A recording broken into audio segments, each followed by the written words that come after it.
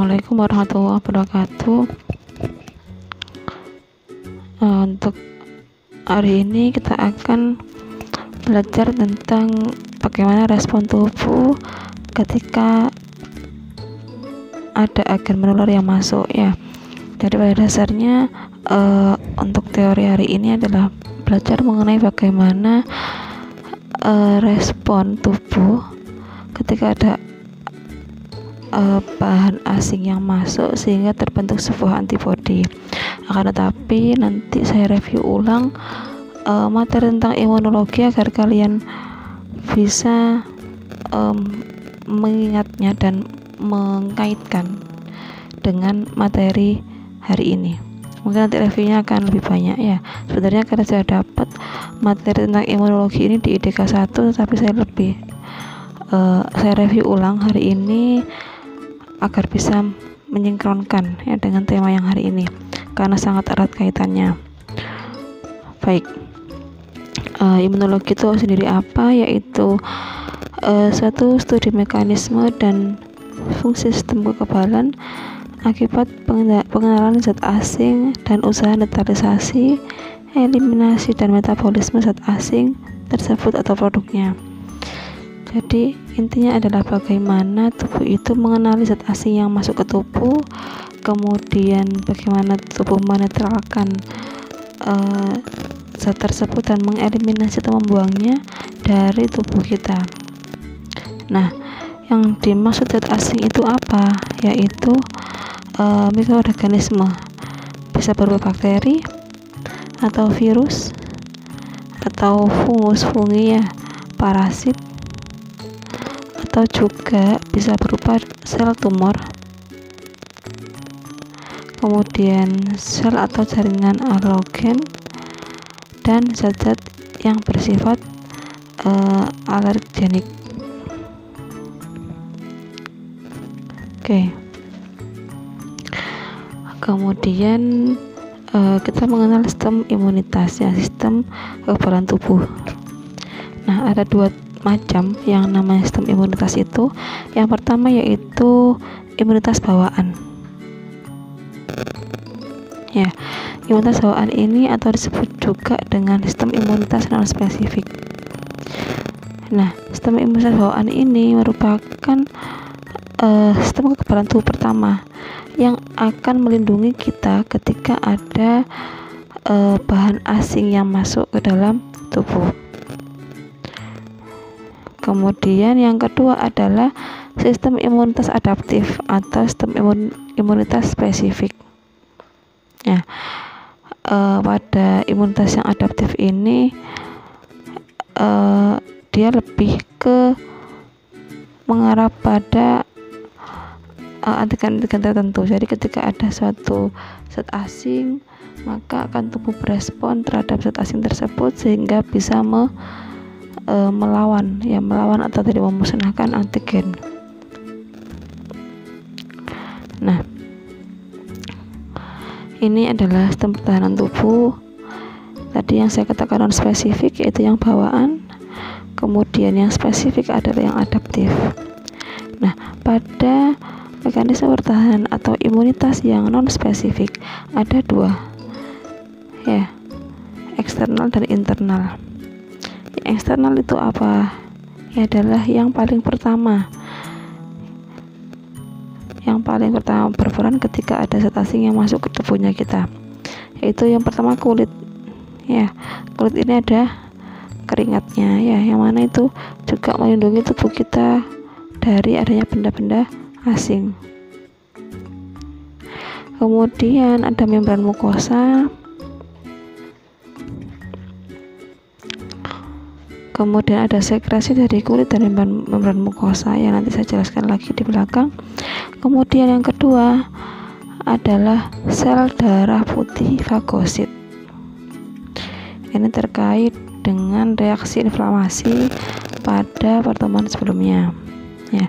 Kemudian protein antimikroba, kemudian respon peradangan. Jadi ketika ada zat asing yang masuk pasti dia melewati kulit dulu, entah melewati kulit atau yang lainnya, baru melewati membran mukosa ya. Setelah ini terlewati dan kuman atau bakteri atau yang lainnya antigen itu masih bisa masuk, maka tugas dari garis pertahanan kedua yaitu sel darah putih bisa berupa peradangan ya, fagositosis dan yang lainnya.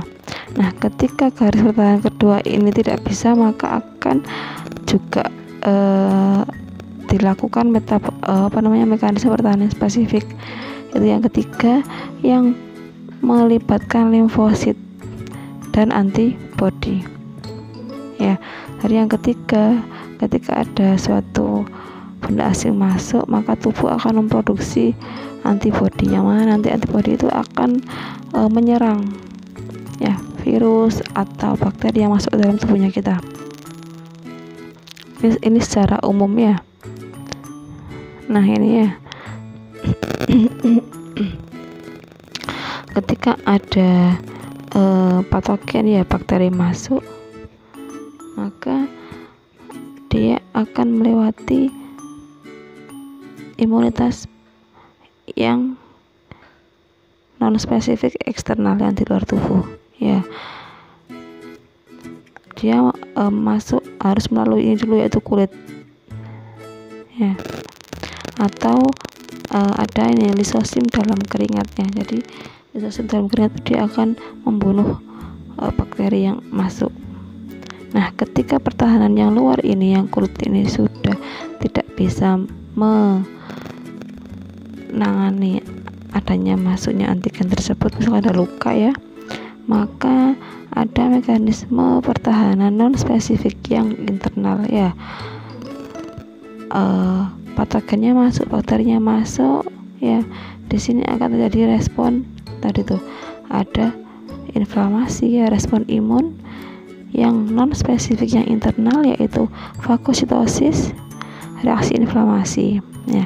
Kemudian di samping yang non spesifik, maka juga ada respon imun yang spesifik yang pada intinya akan membentuk sebuah antibodi ya.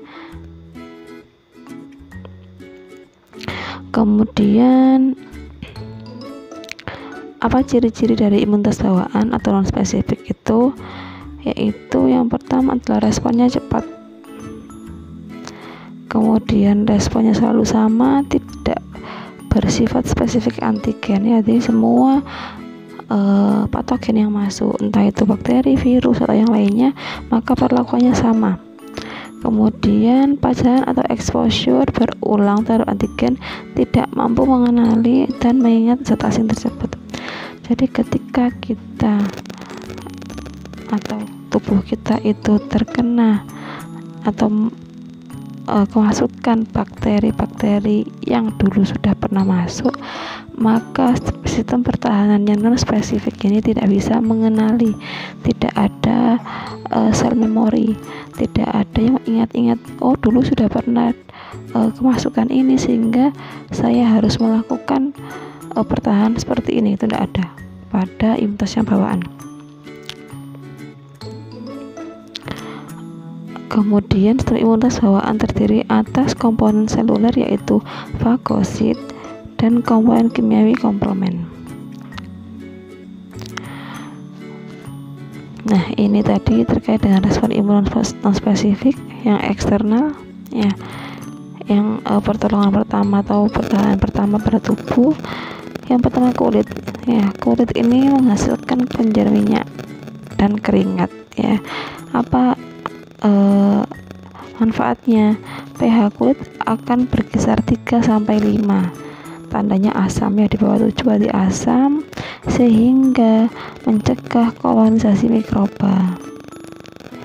Kemudian ada kelenjar saliva, ada air mata, dan sekresi mukosa. Ini mengandung enzim lisosim ya, yang bisa merusak dinding sel bakteri ya, akhirnya bakteri bisa masuk. Kemudian mukus merupakan cairan kental yang disekresikan oleh sel-sel membran mukosa di trakea. Kemudian akhirnya menyapu keluar mukus dengan mikroba, mencegah mikroba masuk paru-paru ya. Jadi pada sistem pernafasan itu ada mukosa, ada mukus, yang mana mukus itu nanti akan menangkap bakterinya kita, bakteri yang masuk ke dalam tubuhnya kita. Nah, ketika sudah masuk ditangkap sama mukusnya tadi itu, kemudian dengan adanya silia yang ada di traktus respiratorik ya, nah nanti bisa menyapu keluar bakteri dengan mukusnya. Jadi mukus dan bakteri yang sudah menyatu bisa disapu keluar seperti itu. Kemudian ada lambung atau HCl, yang mana kita tahu lambung ini punya yang namanya HCl ya. HCl itu yang menyebabkan kondisi lambung adalah asam, sehingga bisa membunuh bakteri ya. Jadi ini pertahanan pertama tubuh ketika ada zat asing yang masuk. Jika pertahanan pertama ini tidak bisa mengatasi atau mau membunuh bakteri, maka itu adalah tugasnya dari sistem pertahanan yang kedua ya, yang non spesifik, yang internal dan yang spesifik atau adaptif. Nah, ini respon pertahanan tubuh yang non spesifik internal. Yang pertama ada fagositosis ya. Siapa yang bertugas ketika fagositosis? Yang kemarin fagositosis adalah proses memakan bakteri atau zat asing lainnya sehingga dia dihancurkan ya. Siapa yang bertugas? Yang pertama neutrofil ya. Tidak saya jelaskan panjang lebar karena nanti bisa kalian simak ulang di materi saya tentang reaksi peradangan. Kemudian monosit, yang monosit ini bisa berubah menjadi makrofag ketika dalam jaringan. Kemudian eosinofil, yaitu dia punya enzim yang bisa menghancurkan penghancur di sitoplasmanya untuk menghancurkan cacing ya. Jadi dia punya enzim di sitoplasmanya, ada enzim yang bisa menghancurkan cacing. Baik ya, ini fagositosis adalah proses menelan dan menghancurkan patogen ya. Fagosit ini terdiri atas makrofag dan neutrofil yang saya jelaskan tadi ya. Makrofag itu adalah diferensiasi dari monosit ya. Ketika di dalam darah namanya monosit, ketika dalam jaringan namanya makrofag, seperti itu ya. Jadi fagosit itu proses menghancurkan dari patogen tadi ini ya. Akhirnya jadi dihancurkan seperti ini. Lanjut ya, ini bedanya makrofag dan neutrofil. Makrofag itu usianya panjang ya, puluhan tahun, dan tetap survive setelah melakukan fagositosis. Jadi makrofag itu lebih panjang umurnya, dia setelah melakukan fagositosis dia nggak langsung mati ya. Makrofag ini juga bisa mengeluarkan zat kimia namanya sitokin. Yang sitokin ini nanti bisa menstimulasi aktifnya beberapa sel. Nah, beda dengan neutrofil ya. Neutrofil ini mempunyai usia yang relatif pendek ya. Dia akan mati setelah melakukan fagositosis ya. Seperti saya jelaskan di kelas sebelumnya bahwa ketika neutrofil sudah melakukan fagositosis maka dia akan mati ya, akan menjadi nanah ya. Nanah itu tandanya ketika neutrofil sudah mati setelah melakukan fagositosis. Kemudian ada yang lainnya tentang respon imun non spesifik yang internal, yaitu sel natural killer ya. Sebutannya sel NK. Apa dia fungsinya? Yaitu untuk membunuh atau merusak sel tubuh yang diserang oleh virus-virus dan sel abnormal yang dapat membentuk tumor ya. Jadi yang diserang bukan bakterinya, bukan virusnya, tetapi sel yang sudah dirusak atau sel yang sudah terkena virus, terinfeksi virus. Kemudian yang ketiga yaitu respon peradangan, ya, yang saya jelaskan pada pertemuan sebelumnya. Kemudian protein antimikroba, ya, terkait dengan histamin, interleukin, prostaglandin, yang mana ini juga berperan dalam proses peradangan. Nah, kemudian kita masuk pada imunitas adaptif. Ya, apa ciri-cirinya yang membedakan respon imunitas adaptif dan tadi yang non spesifik? Yang pertama, responnya lebih lambat. Ya, jadi respon imunitas adaptif itu lebih lambat karena dia butuh waktu untuk menyesuaikan dengan antigen yang masuk. Antigen sama dengan zat asing, ya. Disebutnya dalam istilah imunitas adalah antigen. Semua patogen antigen itu sama, ya. Kemudian respon bersifat spesifik terhadap antigen. Pajanan awal akan membentuk sel memori, sehingga pajanan berikutnya dengan antigen yang sama menghasilkan respon yang lebih cepatnya. Ini bedanya dengan yang non spesifik tadi. Pada imunitas yang adaptif atau spesifik, maka dia akan membentuk sel memori. Dia memang lebih lambat ketika dia mengenal antigen yang pertama kali.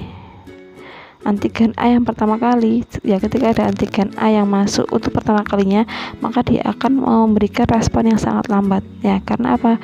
Dia proses mengenali, ya, dan membentuk antibody. Tetapi nanti jika antigen A itu masuk lagi ke tubuhnya kita, maka dia akan memberikan respon yang lebih cepat karena dia ada sel memori, sel pengingatnya. Oh, dulu sudah pernah kena ini, maka karena saya sudah punya antibodinya, sehingga ketika nanti sudah ada masuk antigen yang sama, maka dia tinggal mengeluarkan antibodinya itu, ya. Ini bedanya dengan yang sebelumnya. Nah, sistem imunitas adaptif ini melibatkan limfosit T dan limfosit B. Oke. Nah, bagaimana proses terbentuknya limfosit T dan B itu? Ya, kita tahu bahwa semua sel darah diproduksinya di sumsum tulang belakang. Ya, dalam hal ini limfosit juga sama di sumsum tulang belakang. Nah, setelah keluar dari sumsum tulang belakang, sel B itu sudah matang, ya. Sudah matang, sedangkan ada limfosit lain itu yang imatur, ya. Jadi dari sumsum tulang belakang ke dalam darah itu ada sel yang sudah matang, ada yang belum matang, ya. Yang matang namanya sel B matur ini, ya. Yang belum matur ada ini sel T matur dan populasi non B dan non T. Baik, kita bahas dulu yang terkait dengan sel B matur, ya.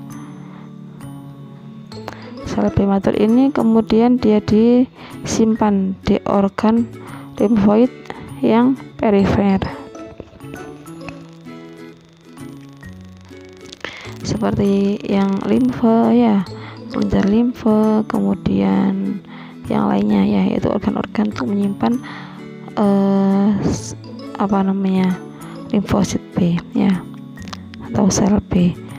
Kemudian dia menjadi sel B, berbeda dengan sel yang tadi belum imatur, limfosit T dan limfosit non B dan non T, ya. Nah, setelah sel T ini matur, maka dia akan membagi diri menjadi 3, yaitu T sitotoksik, T limfosit sitotoksik, kemudian sel T yang helper, sel T yang supresor, ya, yang mana nanti sel-sel ini sangat berpengaruh dalam pembentukan antibody. Nah, pada populasi non B dan non T maka akan membentuk sel NK, ya. Apa NK? Natural killer, ya, yang anak tadi berperan dalam yang pertahanan imunitas non spesifik.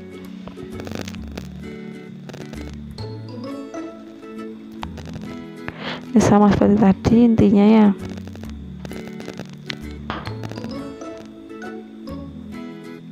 Jadi ini lymphoid stem cell yang ada di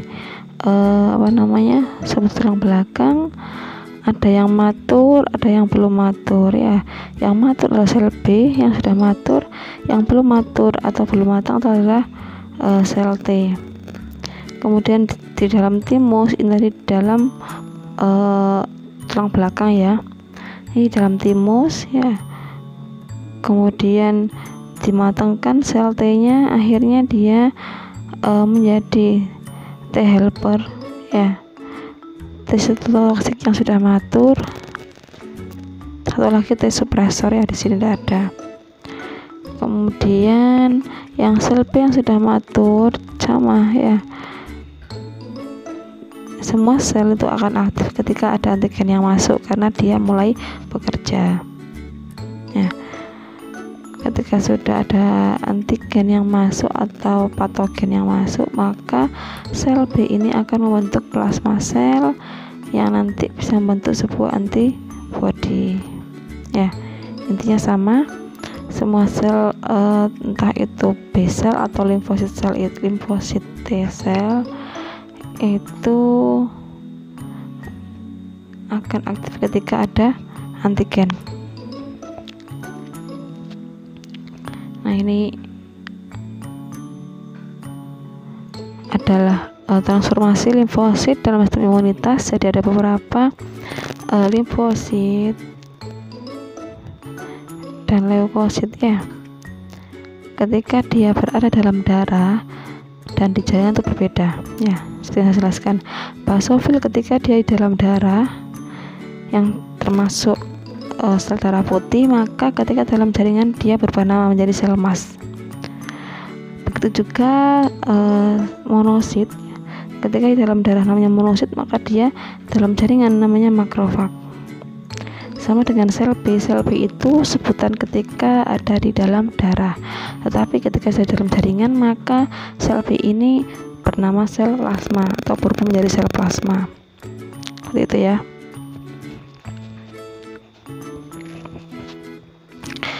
Baik, lanjut. Nah, pada sistem imunitas adaptif itu dibagi jadi dua lagi. Yang pertama imunitas humoral, yang kedua adalah imunitas termediasi sel. Nah, imunitas humoral ya, ini terjadi di luar sel. Kemudian imunitas termediasi sel terjadi di dalam sel. Pada imunitas humoral yang sangat berperan adalah sel B, sedangkan pada imunitas termediasi sel yang paling berperan adalah sel T. Baik ya. Nah, ini ada humoral, ada termediasi sel ya. Pada imunitas yang humoral ini dilakukan oleh antibodi yang mengeliminasi patogen ekstraseluler ya. Jadi tadi saya jelaskan ketika imunitas humoral itu terjadi di luar sel ya. Karena apa? Nanti akan terbentuk antibodi, yang mana antibodi itu akan mengeliminasi patogen ekstraseluler. Nah, sebelum saya jelaskan lebih lanjut, saya jelaskan kembali terkait dengan patogen ekstraseluler atau eksogen dengan antigen atau patogen endogen atau antigen intraseluler ya. Jadi patogen ekstraseluler adalah virus atau bakteri yang ada di luar sel ya, yaitu bakteri atau virus yang belum menginfeksi sel. Jadi dia murni antigen, murni bakteri, murni virus. Tetapi pada antigen yang endogen atau intraseluler itu adalah antigen yang sudah menginfeksi sel ya. Jadi bentukannya bukan antigen, bukan bentukannya bukan bakteri, bukan virus, tetapi adalah sel-sel tubuh yang sudah terinfeksi oleh bakteri atau virus ya. Itu bedanya.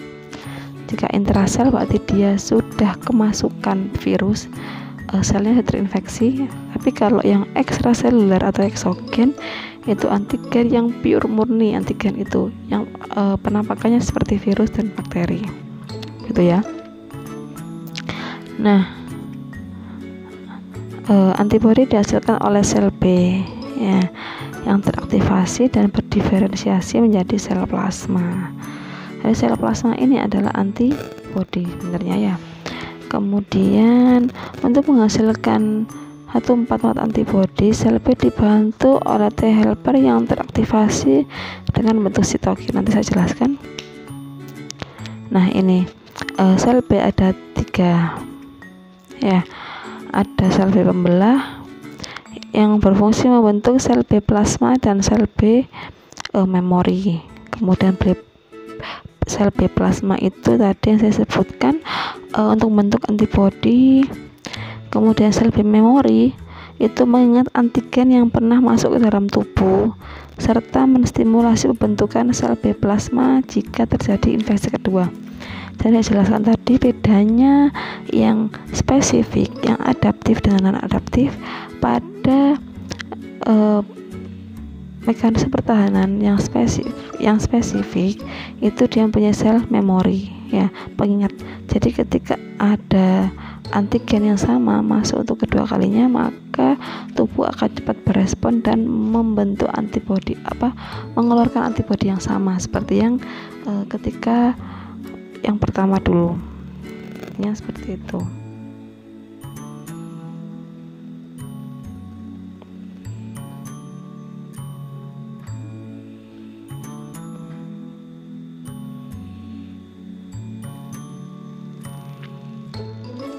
Kemudian ya, ini alurnya ya. Yang diingat adalah untuk yang B sel ini adalah yang humoral, untuk yang T sel ini, adalah yang termediasi sel ya. Sama sebenarnya, ketika ada antigen maka sel B, sel T yang berupa T helper dan T sitotoksik ada ya. Kemudian T helper ini mengeluarkan sitokin ya, mengeluarkan zat namanya sitokin.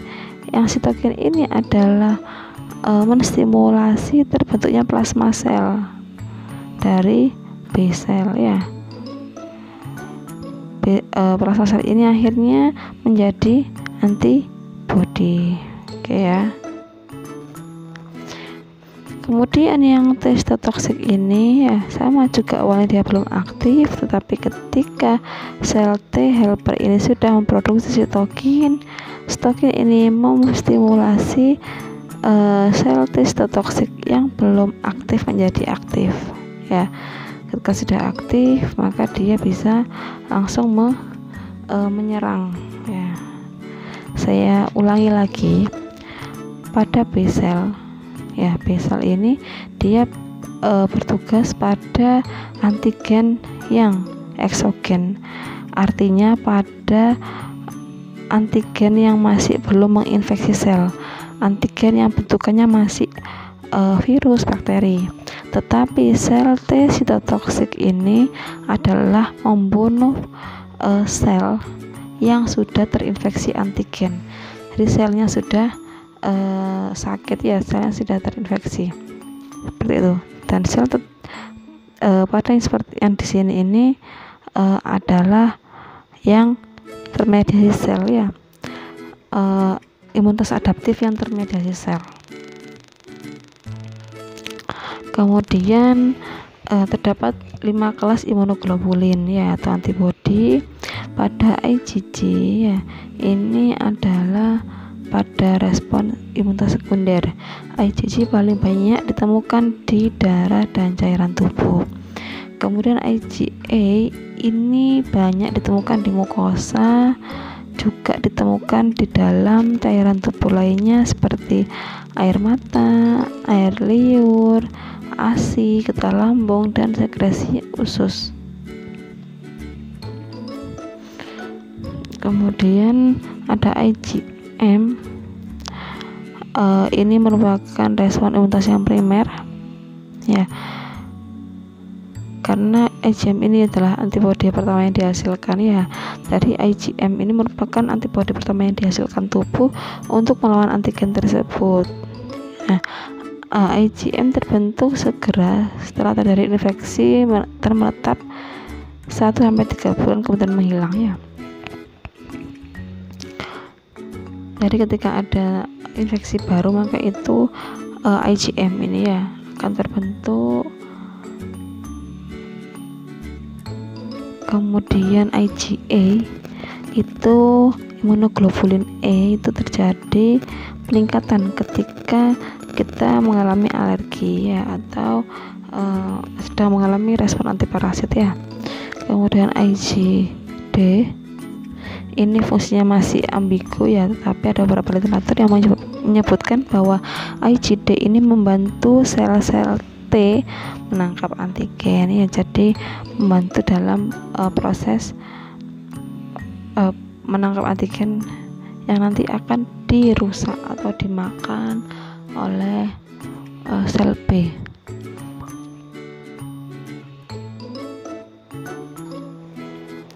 Kemudian ini masuk ke imunitas sel, yaitu yang imunitas termediasi sel yang terjadi di jaringan ya. Imunitas termediasi sel dilaksanakan oleh sel T ya. Sel T, makrofag dan sel NK.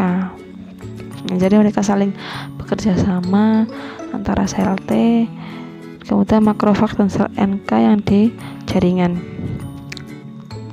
Pada sistem imunitas termediasi sel, maka dia akan mengeliminasi patogen intraseluler ya, tadi yang saya jelaskan tadi di depan, sel tumor dan sel cangkokan ya.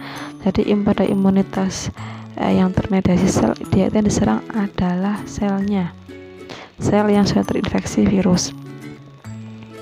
Kemudian di sini timus ya berperan penting dalam pematangan sel T itu sendiri.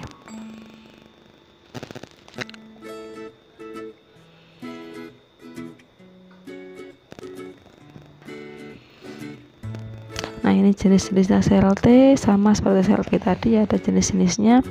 Yang pertama sel T sitotoksik ya, dia adalah yang menyerang patogen atau menyerang sel yang sudah terinfeksi oleh virus atau bakteri ya.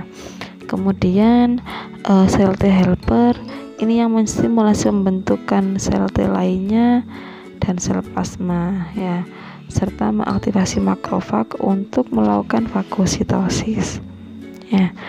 Kemudian T suppressor ini yang terakhir, dia bekerjanya di akhir-akhir ya, setelah infeksi setelah berakhir. Fungsinya apa? Dia akan menurunkan produksi antibodi dan mengurangi aktivitas T sitotoksik ya. Ketika infeksi sudah mulai selesai, otomatis aktivitas dari sel-sel yang membunuh bakteri itu diturunkan ya, sehingga nanti bisa seimbang.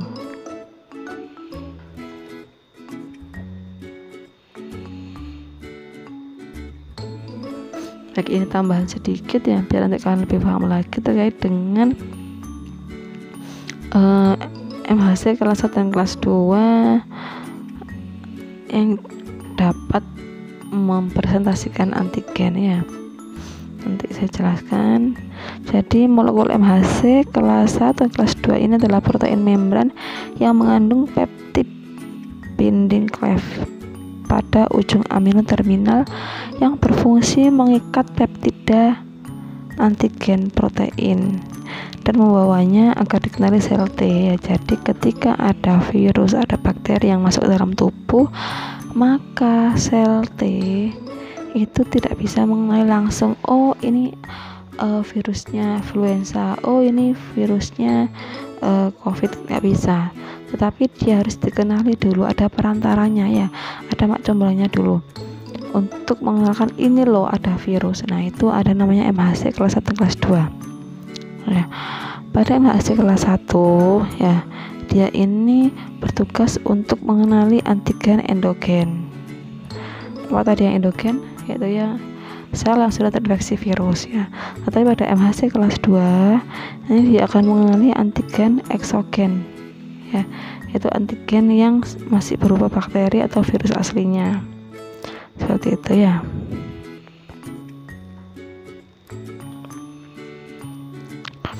Baik, ini proses pembentukan antibodi ketika ada antigen masuk. Jadi inti dari perkuliahan ini adalah di belakang ini ya. Yang depan tadi adalah pengantar saja. Baik, disimak pelan-pelan ya. Jadi ketika ada virus, ada bakteri, ada parasit, ada fungi, atau protein-protein yang lain yang dari luar, ketika dia masuk ke dalam tubuh, maka ini disebut dengan antigen. Nah, ketika antigen itu masuk ke dalam tubuh,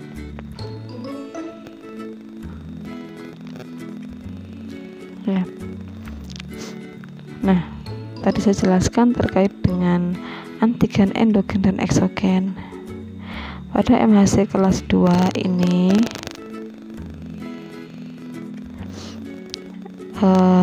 yang diserang, dia bisa mengenali antigen endogen ya, antigen eksogen yang mana masih berupa bakteri dan virus asli ya. Tetapi pada MHC kelas 1 ini dia bisa mengenali sel yang sudah terinfeksi oleh virus ya.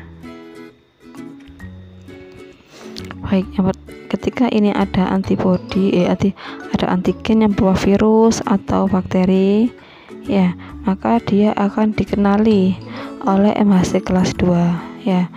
Ada mak comblangnya dulu ya, dia yang menerjemahkan, oh ini ada antigen yang masuk, ada virus COVID yang masuk gitu ya intinya ya.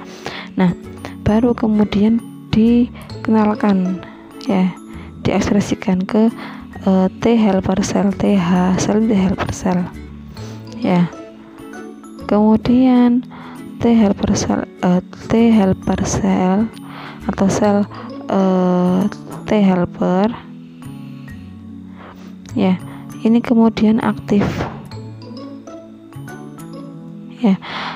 Aktifnya T helper ini dia akan mengeluarkan zat namanya sitokin ya. Sitokin ini akan mengaktifasi T sitotoksik. Nah, selain dia akan mengaktifasi sel sitotoksik, dia pun akan mengaktifasi sel B ya.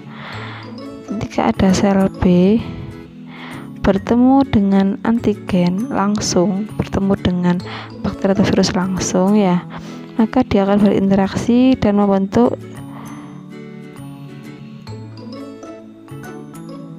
sebuah ini ya, antibodi ya. Ketika dia sudah ketika dia sudah bertemu sel dan antigen, maka dia akan membentuk sebuah antibodi, yang mana antibodinya nanti dia akan mengeluarkan plasma sel. Ini plasma sel. Nah, plasma sel ini akan berikatan lah dengan antigen ya. Akhirnya dia dimakan ya, dihancurkan, sehingga antibodi ini bisa menyerang antigen dan antigen itu akan hilang dari tubuhnya kita. Nah, kita kembali lagi ke T sitotoxic cell ya. Tadi yang kelas 1 ada yang namanya antigen endogen ya, yaitu antigen atau bakteri yang sudah merusak sel ya. Selnya sudah terinfeksi oleh bakteri, masuk ke dalam tubuh, dikenali oleh MHC kelas 1 ya. Ini ibaratnya mak comblangnya, sehingga bisa dikenali oleh T cytotoxic cell ya. T C cell itu namanya T cytotoxic cell atau sel T yang sitotoksik ya. Nah, sel T sitotoksik ini belum aktif ya, belum bisa digunakan. Tapi setelah sel T helper mengeluarkan sitokin, maka dia akan menjadi aktif. Nah, ketika sel T sitotoksik ini sudah aktif, maka dia langsung menyerang adanya sel yang terinfeksi. Ya, intinya begitu.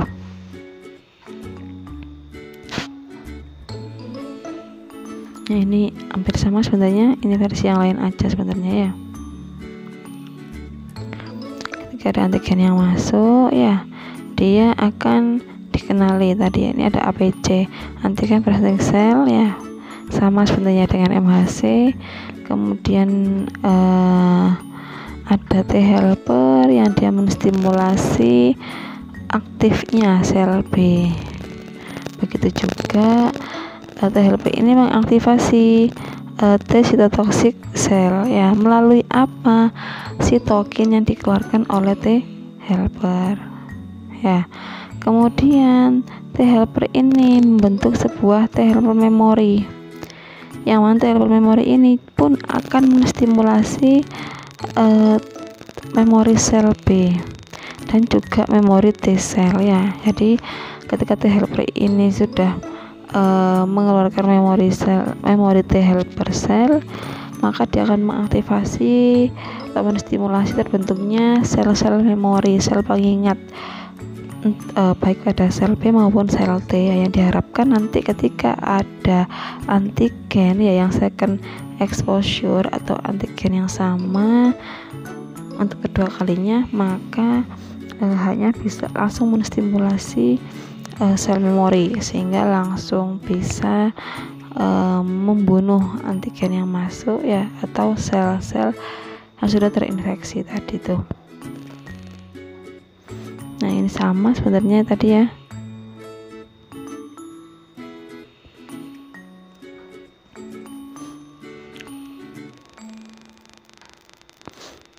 Ada antigen yang masuk ya.